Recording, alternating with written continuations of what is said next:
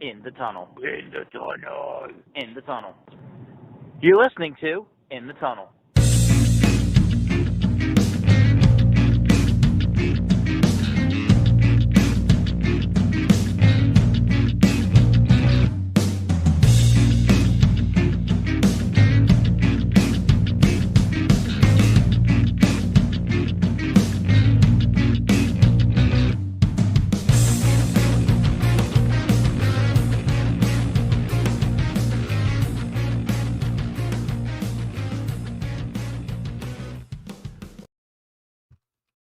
Hello and welcome to In the Tunnel, our bracket reveal show. It's Selection Monday, not to be confused with the National Selection Sunday, which is this coming weekend. We bring to you your prelude, your amp up, your hype up show. This is for our rendition of March Madness, and it's Selection Monday. What can I say? Yep. So, why don't we just start? So we have as we said when we were doing the team selection, we have all of the teams now seated into each quadrant of the bracket, and we're gonna go through each quadrant starting with the top left uh, and see what the matchups are. Mm-hmm. All Yep. right. So again, top left. First we have 1 versus 16, which is Florida State versus Cleveland State. And I will say, sorry to interrupt, for those who did not hear Um, in our prior show, at the end, we decided that we were going to do closed door bracket reveal. We gave you guys all the teams, but we were going to let the wheel speak for itself to only the two of Yep. us. We did random chance yet again, but we thought selecting the field in itself while also selecting the seating was maybe a little too much to do. And so we decided to do that behind closed doors. But as Sean said, we do have Florida State as the 1 seed out of the ACC and out of the Horizon League. We did have Cleveland State, who is playing tonight, uh, losing currently early in their game to Wright State. We have them at our 16 seed. Right. Our 8-9 is Coastal Carolina and Cal Baptist. They have pretty equal records. Mm-hmm. So good matchup, I guess. Cal Baptist coming out of the Western Athletic. Coastal Carolina is coming out of the Sun Belt. Right. And so while we were also randomizing the seeds, right? The 11th seed turns out to be the play-in stage for the two teams for this quadrant. The 16 seed will be for two quadrants. The 11 seed will be for this one and another one. Yes, the West region has an 11 seeded play in.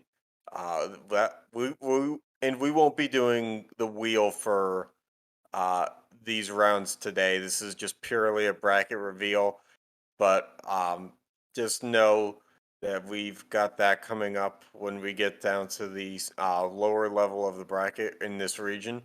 But Yep. first, we have at the 5 seed, we have West Virginia out of the Big 12, and we have Southeast Louisiana out of the Southland Conference. Right. Louisiana being a team that kind of comes out of nowhere, but strong this year, that 18-13. While West Virginia of Power Five fame has maybe not the best record, but they do have a reputation behind their program. Yeah, I mean, following that up, you have two below 500 teams in Alabama, A&M, and Merrimack.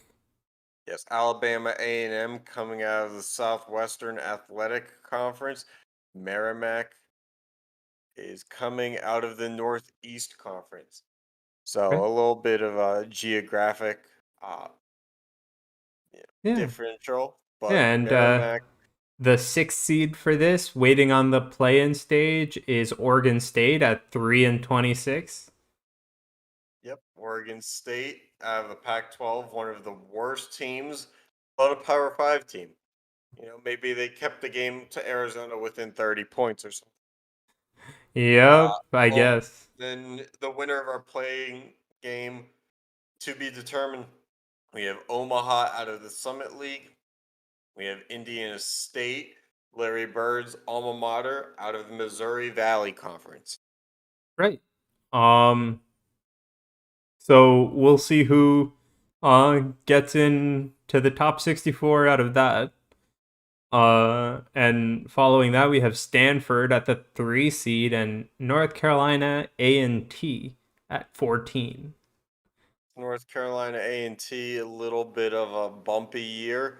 A little bit less than Stanford, stellar for both. right? Stanford, not known as a powerhouse in the Pac-12, but the wheel has deemed that these two were destined to be opponents, and we will give the wheel what it so desperately wants, I guess. I don't know. Yeah. And then at 7-10, which usually is a close matchup, we have Kansas at 25-6 and Northwestern, with Kansas taking the lower seed. So I don't know what the wheel's thinking there, but hey, Kansas has to prove itself, I guess. Indeed. Especially against a Big Ten opponent such as Northwestern, which really is not known for having basketball of any kind, Yeah. at least not good enough. Normally, they're a 10 seed at best in the tournament. Right, and rounding out these 16 teams is the eighth matchup. We have Rutgers at the number 2 seed and Brown at the 15 seed. Rutgers actually having a decent year, knocking off a bunch of ranked teams. And then Brown comes out of the Ivy League to do what Ivy League teams do and try to outsmart their opponents. Right. Um yeah, so here are the first, so out of the 68 teams, we have 17 here on the wheel decided this. So hopefully the The matchups that Western you region. see are good. These games will be played somewhere between North Dakota and California. Right. All right, It's the on Western region. to the bottom left or the east, right? So this one has the wild card or the play in at the 16 seed, and both names were so long that I had to abbreviate them. Yeah, it happens sometimes. Right, and we have Cincinnati at the 1 seed, which will face the winner of the play-in game of Middle Tennessee and Eastern Illinois. Yes, I actually found out today Middle Tennessee, one of only a handful of teams in Division One basketball this year to be undefeated at home. Unfortunately for Ah. them, playing tournaments are hosted at neutral site games. So the Conference USA Middle Tennessee will be playing the much inferior Eastern Illinois, who is 5-26 out of the Ohio Valley. And they will be facing off against Cincinnati at the 1 seed out of the American Athletic Conference. Right. And then we have our 8-9 matchup in Detroit Mercy and Texas Tech. Again, the wheel deciding that the higher win team is technically the lower seed, although it's not as disproportionate, as 7-10. I guess it's only one off. That's correct, although the wheel does not factor in strength of schedule, as the Horizon League team has a better record than the Big 12 team. Yep. Now, what we make of that, nothing.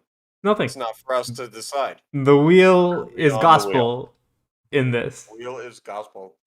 Stay tuned for next year for the 5th anniversary, the Church of Wheel.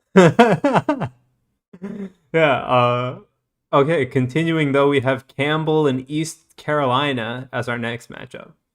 Yes, Campbell coming out of the Big South Conference, the Camels, and another team out of the American Athletic Conference to accompany Cincinnati. It is Eastern Carolina. East Carolina not having a great year, but they're not necessarily known for basketball. They're more of a football school. They actually sit right behind Cincinnati, which is, I guess, just enough of disparity to go from 1 seed to 12 seed. Um, Yeah. but in the Horizon or Big South League, the Camels are sitting pretty in fifth.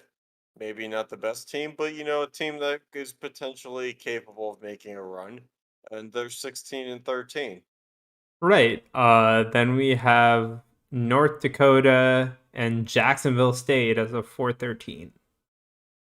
Yes, sir. Jacksonville State, Uh, not Jacksonville University, the team that did not make this tournament, also one of the teams that was undefeated at home. Jacksonville State 11-4 at home, not the worst, but in the Atlantic Sun uh conference, they're sitting at the top of Group A with a 21-10 record. We'll see if they actually, will make the tournament in real life, but we're not playing that right now. We're looking at a team that's first in their division in their conference against a team that is dead last in their conference, North Dakota out of the Summit League. right. And again, the wheel does not take in the Commentaries. record as the seating parameter, it seems. No, I would say no. As this one shows, and the next matchup shows in Delaware and Dayton, the 21-9 21-9 win loss Yeah, teams are just there given the you go. shaft. Pause. All right. But yeah, moving on. We have Delaware in the 6th seed, and they'll be taking on the 11th seed. Again, we want to note the playing game for this was the 16 seed in the East region, which we are recapping. Yep. So we've gone west, and then now we're on east. Delaware comes out of the or Colonial Athletic Association. In real life, they are currently up at halftime or in the second half against conference leader Towson, trying to make it in real life and in fake life. They will be hoisting against Dayton, the third best team in the Atlantic 10, home to schools such as Davidson and VCU. Dayton is 13-4 in home games, but only 6-5 in away games. They're riding a 2-game win streak and 22-9 on the year. Yep. Uh, Following that, we have St. Peter's and Marist, So, what, which, yeah, I what would mean, you Marist kind of deserves the 14 seed as they are 14-14 as of when the wheel chose these teams, by the way. indeed? Yes, there is a little bit of a difference between now that we're in conference tournament season. There are going to be some inaccuracies in our graphic just because it doesn't make sense as these conference teams play every day to try to wrap up their season that will be able to match pace. Yep. St. Peter's 16-11 out of the MAAC. They're winners of 4 straight, whereas Marist has lost 2 in a row to make them 14-15 on the year. Ooh. But let's see here, 7-9 away games for Marist, 7-7 for St. Peter's. It still could be close to a toss-up. Yeah.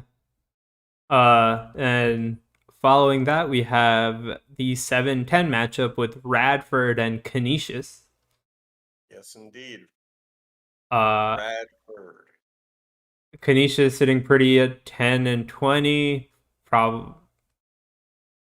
Well, it's not really sitting pretty, but uh, compared to Radford, they are not too far off. Radford out of the Big South Conference is Yep. 11-18. They host a 3-12 away record. Mm-hmm. That's not something that you want to see come tournament time.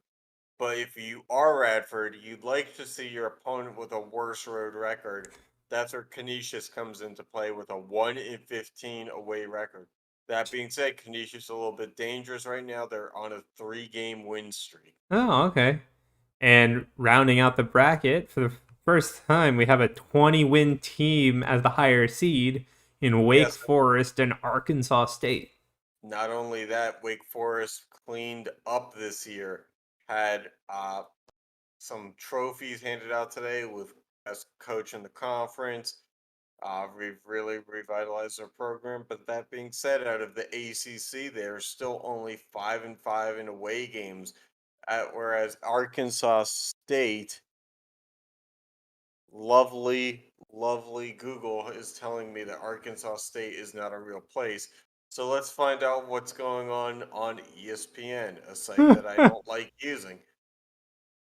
Yeah.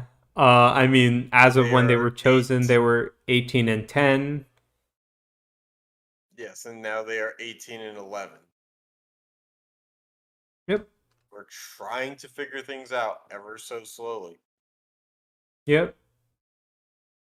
Arkansas State is 6-7 in away games. And if you Um, think I'm going back to Google after this, you can. all right. Well, Not going to say it.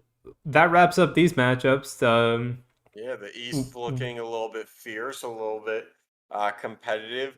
Yep. I don't know which of the two regions that we've seen so far is more competitive. I would say maybe the West, hosting multiple Big 10 teams and Big 12 teams in the West. But, the East has some firepower too with Yeah. Texas Tech, with Delaware, and with Wake Forest. So we'll see how it goes. I think it's Wake Forest's path to lose, Oh, but the definitely. wheel does not choose how these things go with, heavy hearts or any kind of emotional attachment. So we'll see. Right. And so we're moving to the right side of the bracket in the Just South. moving to the south. That's what I used to do back in the day. Yeah. So here we have a 16 team as the play-in. Yes, South Seattle and South Carolina yes, will be South facing Carolina. the 1 seed in Sacred Heart Yes, at 10 and Sacred 20. Sacred How the Heart. wheel chose the 1 seed, I don't know.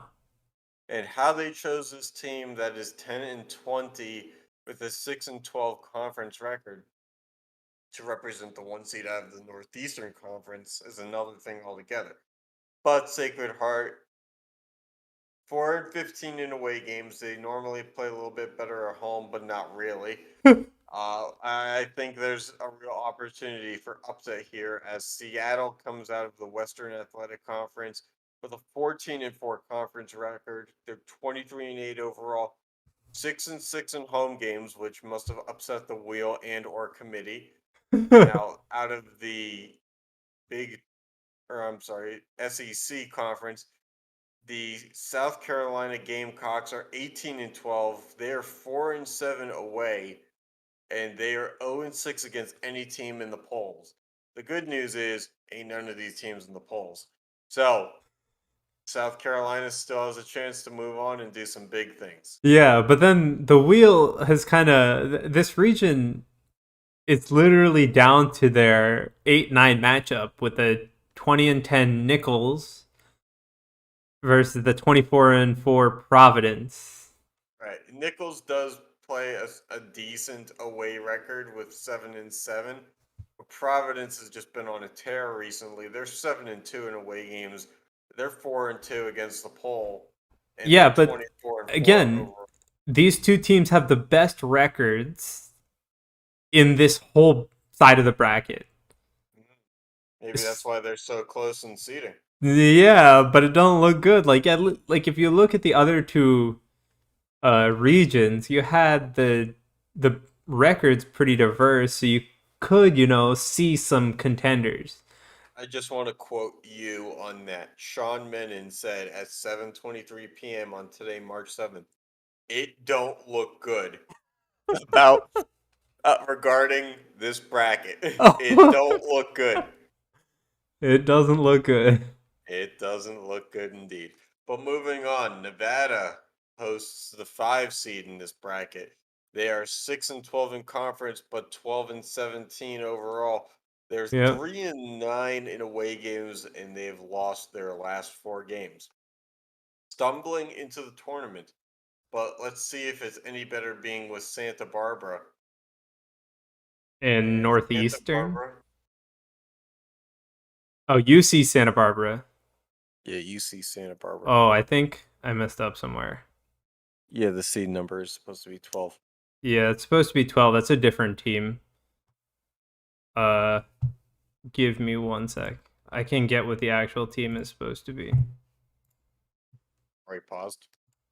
No, I'll get it. I have it here.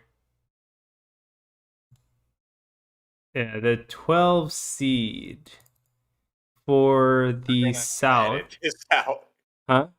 We're probably gonna have to edit this out. The 12 seed for the South is USC, not UC Santa Barbara. Okay, USC the Trojans. At 25-5. I think yeah. Yes, It's they're now just 25-6, but they're 9-3 in away games. yeah, I mean they for us on the outside looking in, we see USC as the favorite here. I used UCSB twice. USC as the favorite here. Whereas the wheel apparently just doesn't see USC at all when making the graphic. So it puts 6 twice.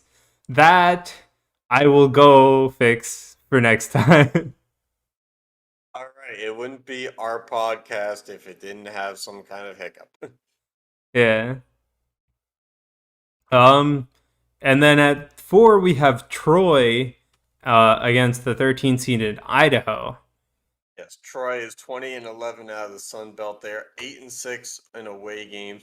Idaho, on the other hand, only 1-12 in those same away game categories. I mean, They also, are they still 8-22 or did they get worse? They somehow got better Oh, in the form of being 9-21. wait. Where the fuck did we get 8-22 from?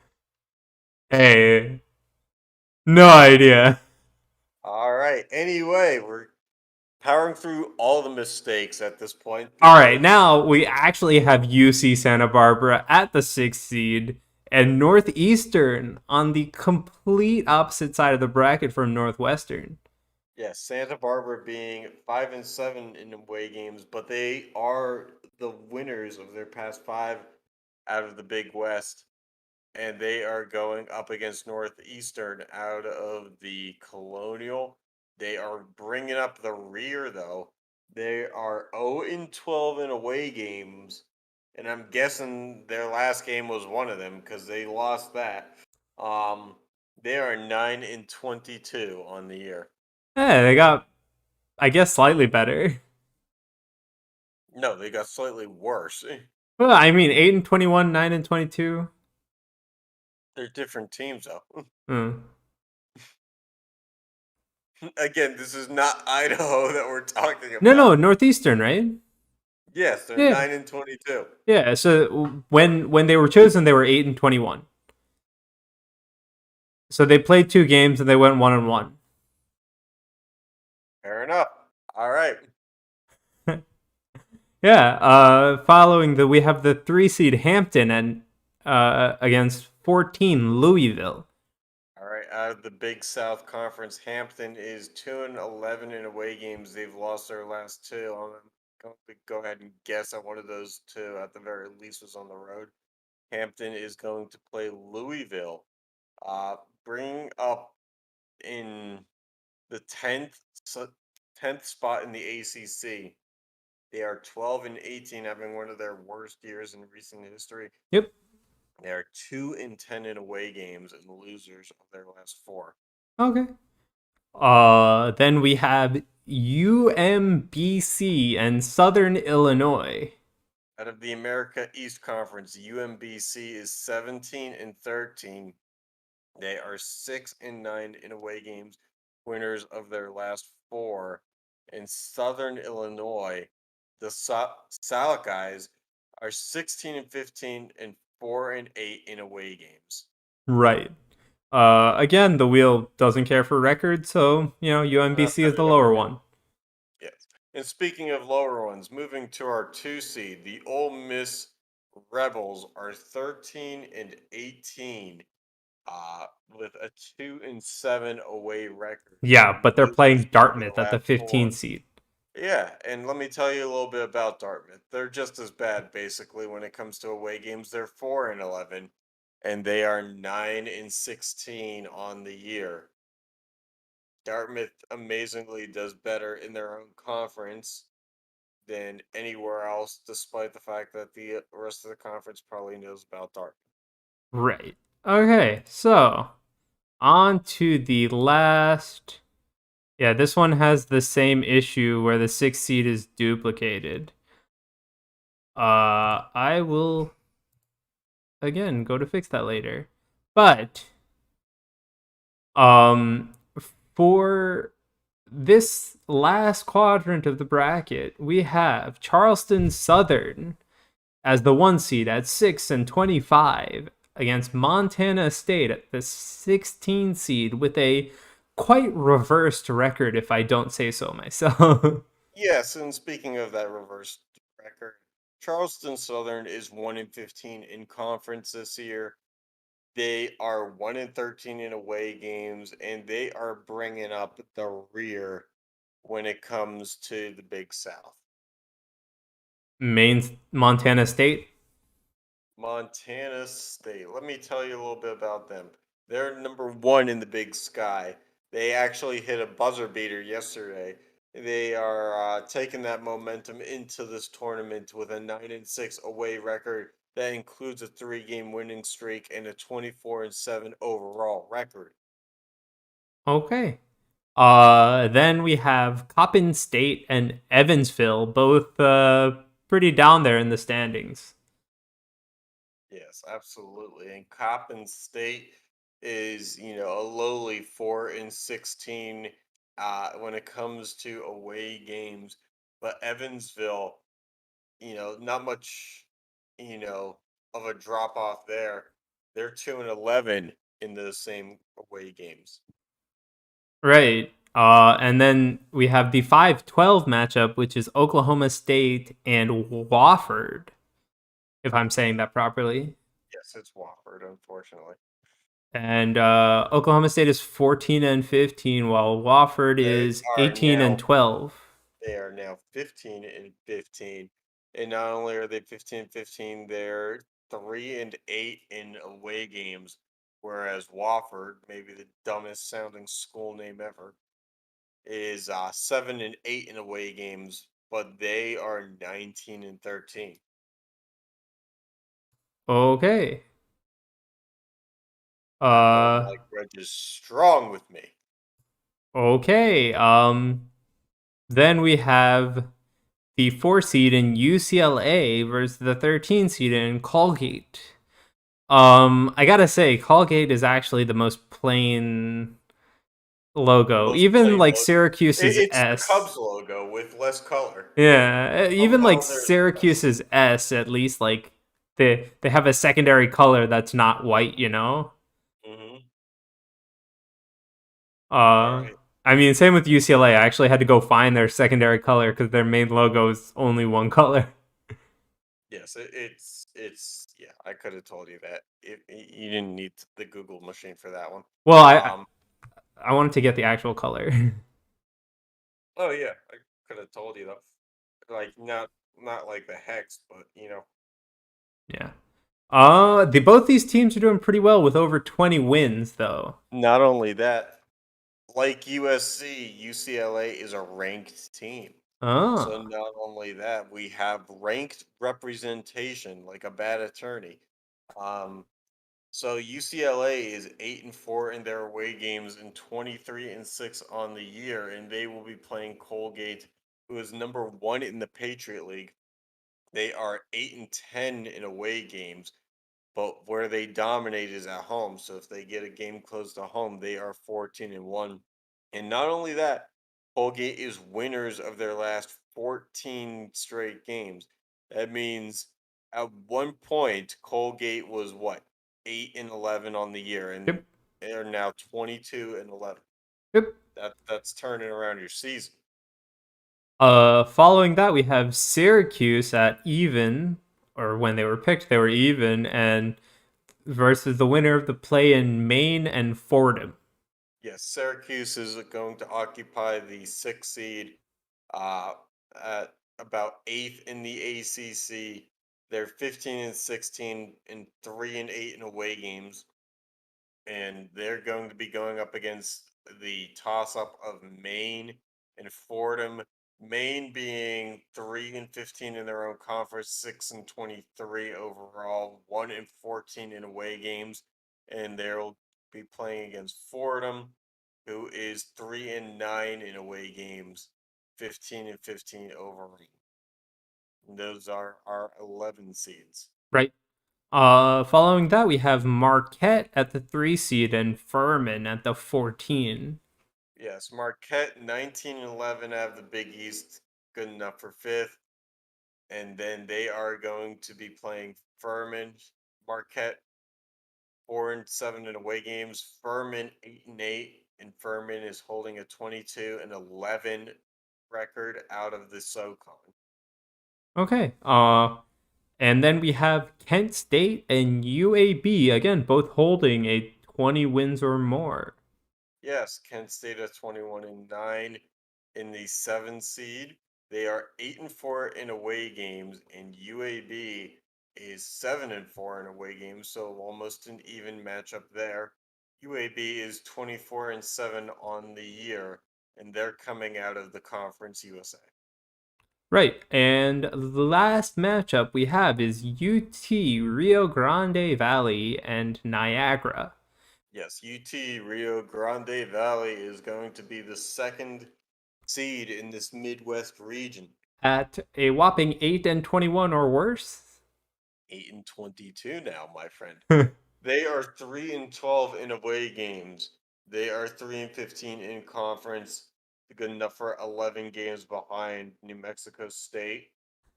They are 8-22 overall, as we said, and then they're going to be going up against the 15 seed Niagara out of that Metro Atlantic Athletic Conference, also known as the MAAC.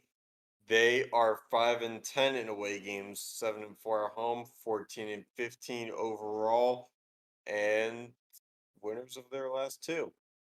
And that's where we leave things in our bracket. Right. So, do we want to, like, I don't know. I think that quadrant is kind of stacked. They had so Yeah. many 20-win teams or more Exactly. or close. Like, that quadrant has a high, like, if games are Got played major out, upside. like, that quadrant should have a high chance of winning. Oh yeah, major upside there. The only thing is only one team survives in that quadrant, which Right. means that, you know, this it's only the strongest survive, but once the strongest kills all the others strong, then it is still a weaker force in theory. Yep. All right. Well, thanks for tuning in to our bracket reveal. And as the weeks go on, we will tell you how the wheel has faded these games.